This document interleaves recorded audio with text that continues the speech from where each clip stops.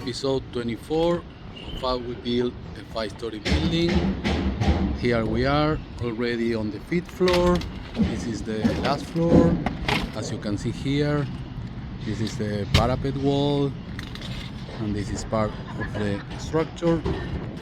The blocks are being installed, and after these blocks we are going to have the tie columns form and pour.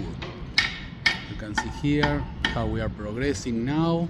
Look at all the views of the building. You can see the 5 floors already being erected, and next steps, as I told you, is going to be to form and pour tie columns and then the tie beams all around. Moving forward, we are filling with concrete the tie beams, tie columns that we did already, and next step is going to be completing the last part of the 5th floor, that is right here.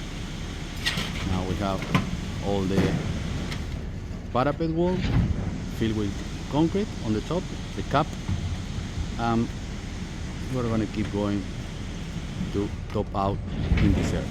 So please subscribe to the channel, hit the notification bell, give us a like for more updates on how we build 5-story buildings. Thanks.